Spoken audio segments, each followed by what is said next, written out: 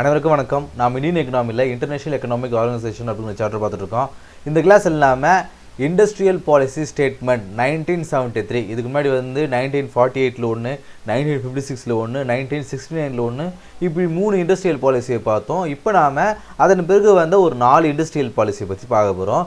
Industrial policy statement 1973 என்ன policy கொண்டு வந்தாங்க அப்படின்னு பார்க்கும்போது, நம்ம லாஸ்ட் கிளாஸ்லேயே வந்து அதாவது 1956 கொண்டு வந்த அந்த இண்டஸ்ட்ரியல் பாலிசியில் நேரு அவர்கள் என்ன சொல்லியிருப்பாங்கன்னா, ஒரு 17 இண்டஸ்ட்ரியை வந்து நாட்டுடைய டெம்பிள் ஆஃப் மாடர்ன் இந்தியா அப்படின்னு சொல்லியிருப்பாங்க.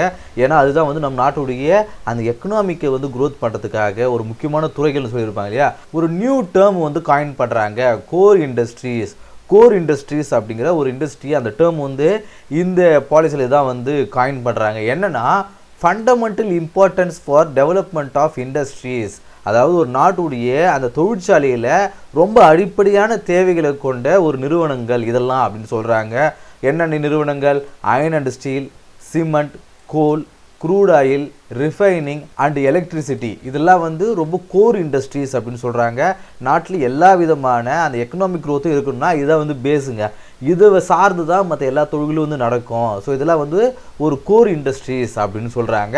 These industries came to known as basic industries and infrastructure industries. ஒரு இண்டஸ்ட்ரியில் இதான் பேசிக்குங்க. இது இருந்தால் தான் அடுத்தடுத்த இண்டஸ்ட்ரீஸ் வந்து ஃபார்ம் ஆக முடியும். ரொம்ப முக்கியமான துறைகள் இது. அதான் இது வந்து கோர் இண்டஸ்ட்ரீஸ் அப்படின்னு சொல்கிறாங்க. Out of 6 core industries private sector apply. மேலே பார்த்தோம் இல்லையா, இந்த செக்டார் இல்லாமல் வேறு எந்த செக்டாராக இருந்தாலும் ப்ரைவேட் கம்பெனிகள் வந்து அவங்க நடத்தலாம் அப்படின்றாங்க. இதில் ஒரே ஒரு எக்ஸப்ஷன், உதாரணத்துக்கு cement and iron and steel, இந்த இண்டஸ்ட்ரியை மட்டும் ப்ரைவேட்டுக்கு வந்து கொடுத்துட்றாங்க. மேலே இருக்கக்கூடிய வேறு எதுவுமே கொடுக்கல. இந்த கோல் ஆகட்டும், க்ரூட் ஆயில் ஆகட்டும், இதெல்லாம் வந்து ப்ரைவேட்டுக்கு வந்து கொடுக்கல. ஆனால் cement and iron and steel இண்டஸ்ட்ரியை மட்டும் ப்ரைவேட் இன்வெஸ்ட்மெண்ட்டுக்கே வந்து கொடுத்துட்றாங்க. Fully reserved for central public sector investment. அதாவது இந்த சிமெண்ட் அண்ட் மட்டும்தான் வந்து மற்றவங்க கொடுக்குறாங்க. மற்றது எல்லாமே ரெஸ்ட் ஆஃப் த இண்டஸ்ட்ரீஸ் வேறு எதுவும் இருந்தாலும் அது வந்து சென்ட்ரல் கவர்மெண்ட்டுக்கு தான் அப்படின்ற மாதிரி சொல்கிறாங்க. To regulate foreign exchange. Foreign எக்ஸ்சேஞ்சுனா என்ன? ஃபாரின் எக்ஸ்சேஞ்ச் எதுக்காக வந்து கொண்டு வராங்க?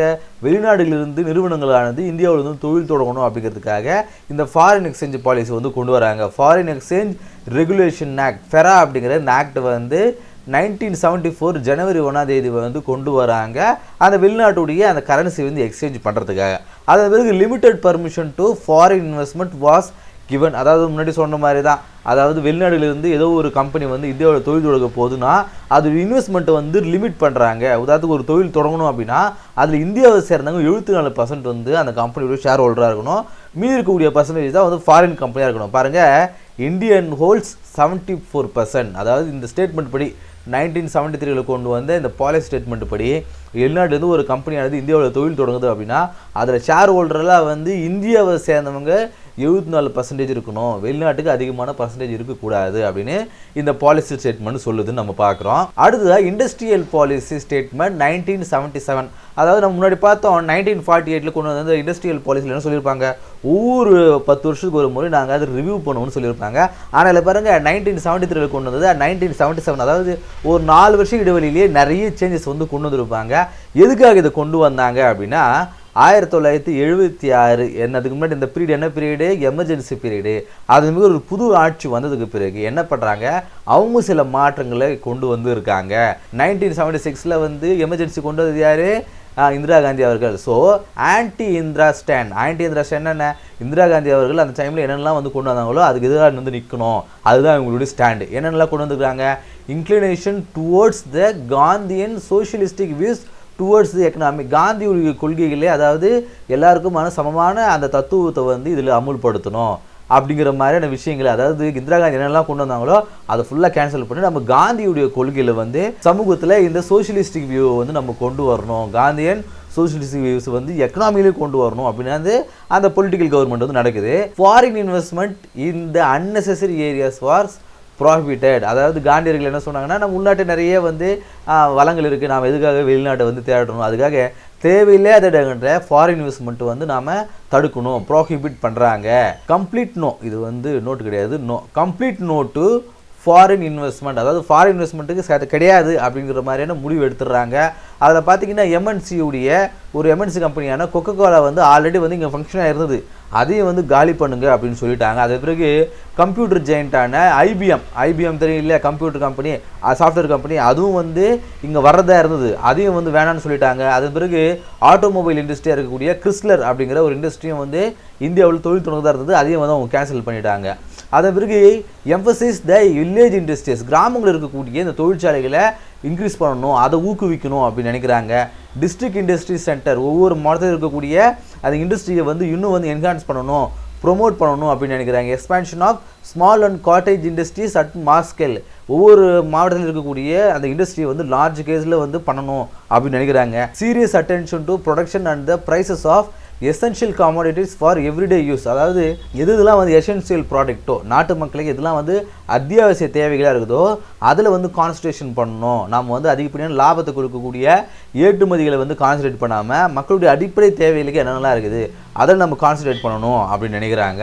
ஆனால் இதில் இந்த complete no to foreign investment இருக்குது இல்லையா, இந்த ஐபிஎம் ஆகட்டும், இந்த கிறிஸ்லர் ஆட்டோமொபைலாக இருக்குது இல்லையா, இதெல்லாம் இவங்க வர சமயத்தில் வேணான்னு சொன்னதுடைய விளைவு என்ன ஆகுது, 1991 எல்பிஜி கொண்டு வரும்போது நிறைய கம்பெனிஸ் வந்து யோசிக்கிறாங்க. எப்பயும் அந்த பயம் இருக்கு இல்லையா, ஒரு கம்பெனி வந்து ஸ்டார்ட் பண்ண போகிறாங்க அப்படின்னா ஸ்டார்ட் பண்ணும்போது நிறைய பிரச்சனை வருதுன்னா திரும்ப அந்த இடத்துல போய் இன்வெஸ்ட் பண்ணணும்னு நினைப்பாங்களா. இப்போ 1977 இந்த பிரச்சனை வருது, வர சமயத்தில் இல்லை நான் திரும்பி உங்களுடைய பாலிசியை மாற்றிட்டோம் அப்படின்னு சொன்னால் அது பிரச்சனை தானே.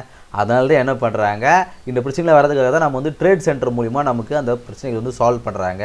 அதில் மெம்பராக இருக்கிறதுனால தான் நமக்கு நம்ம டக்குலாம் வந்து முடிவு எடுக்க முடியாது, நம்ம பாலிசியாக டக்குன்னு சேஞ்ச் பண்ண முடியாது அப்படிங்கிறது அந்த வேர்ல்டு ட்ரேட் ஆர்கனைசேஷன் அப்படிங்கிறது. அதன் பிறகு இண்டஸ்ட்ரியல் பாலிசி ரெசல்யூஷன் 1980 பாருங்கள், திரும்ப ஒரு 3 வருஷம் கழிச்சு, ரொம்ப வந்து லென்த்தாக வரல பாருங்க. முன்னாடியே சொன்ன பாருங்க, 1948 ஒரு இண்டஸ்ட்ரியல் பாலிசி ஒரு 10 வருஷத்துக்கு ஒரு தான் பண்ணணும்னு நினைச்சாங்க. அதன் பிறகு ரொம்ப குறுகிய காலத்திலேயே அந்த பாலிசியை சேஞ்ச் பண்ணுறதுக்கான காரணம் என்னன்னா அதோடைய இன்னெஃபிஷியன்சியை காட்டுது, சரியா திட்டமிடல் இல்லை, பாலிசியில தெளிவு இல்லை அப்படிங்கிறது தான் வந்து இது காட்டுது. Industrial policy resolution 1980 return of the same political party, திரும்ப அந்த பொலிட்டிக்கல் பார்ட்டியை திரும்ப வந்து ஆட்சிக்கு வராங்க. அவங்க என்ன சொல்கிறாங்க, 1977 கொண்டு வந்த அந்த இண்டஸ்ட்ரியல் பாலிசியை திரும்ப வந்து ரிவைஸ் பண்ணுறாங்க, மாற்றி அமைக்கிறாங்க. ஃபாரின் இன்வெஸ்ட்மெண்ட் வந்து திரும்ப வந்து அலோவ் பண்ணுறாங்க. எம்ஆர்பி லிமிட், அதாவது இந்த மோனோபோலி சொல்லுறது இல்லையா, அந்த ரெகுலேஷன் ஆக்ட் முன்னாடி பார்க்கும்போது 2 கிளாஸ் முன்னாடி அதை பார்க்கல, நீங்கள் கொஞ்சம் அதை பார்த்துட்டு வாங்க. அதில் வந்து லிமிட் பண்ணியிருப்பாங்க ஒரு 25 கோடி அப்படிங்கிறத, அதை வந்து என்ன பண்ணுறாங்க 50 கோடியாக வந்து ப்ரொமோட் பண்ணுறாங்க. இந்த எம்ஆர்டிபி, இந்த இடத்துல வந்து டி வரும், இந்த எம்ஆர்டிபி லிமிட், அதாவது மோனோபிளாஸ்டிக் சொல்லுவோம் இல்லையா, அந்த இடத்துல ஒரு தொழிலில் ஒருத்தர் இருக்கார் அப்படின்னா அவருடைய லிமிட் ஆனது, ஒரு கம்பெனியோட லிமிட் ஆனது அதோடைய அளவு வச்சுருப்பாங்க இல்லையா, இதுக்கு மேலே நீங்கள் வந்து இன்வெஸ்ட் பண்ணக்கூடாது அப்படிங்கிறத, அதை வந்து ஒரு 50 கோடியாக வந்து இன்னும் வந்து ப்ரொமோட் பண்ணுறாங்க. இன்னும் பெரிய நிறுவனங்களாக வந்து மாறுங்க அப்படின்னு சொல்கிறாங்க. டிஐசி வேர் கண்டினியூடு, டிஸ்ட்ரிக்ட் இண்டஸ்ட்ரியல் சென்டருக்கு இல்லையா, ஒவ்வொரு மாதத்தில் இருக்கக்கூடிய அந்த தொழிற்சாலைகளை திரும்பவும் வந்து கண்டினியூ பண்ணுறதுக்கு வந்து அலோவ் பண்ணுறாங்க. இண்டஸ்ட்ரியல் லைசன்சிங் வந்து சிம்பிளிஃபை பண்ணுறாங்க. இண்டஸ்ட்ரியல் ஒரு தொழில் தொடங்கணும் அப்படின்னா அதுக்கான ப்ராசஸை இன்னும் வந்து சிம்பிள் பண்ணுறாங்க, அப்போ தான் நிறைய தொழில்கள் வந்து தொடங்க முடியும். அது வந்து liberal attitude was followed towards the expansion of private companies. ஒரு புதிய தனியார் தொழில் இருக்குது இல்லையா, அதை வந்து அவங்க எக்ஸ்பேண்ட் பண்ணணும்னு நினைக்கிறாங்க அப்படின்னா அதுக்கு வந்து நிறைய சலுகைகளை கொடுக்குறாங்க, நீங்கள் சீக்கிரமாக வந்து பண்ணுங்க, ஏன்னா நாட்டுடைய பொருளாதாரம் முன்னேறணும், ஏன்னா ரொம்ப ஃபினான்ஷியல் கிரைசிஸ் நம்ம இருக்கிறோம், எம்ப்ளாய்மெண்ட் இல்லை அப்படிங்கிறதுக்காக நிறைய விஷயங்கள் இந்த டைம் வந்து கொண்டு வராங்க.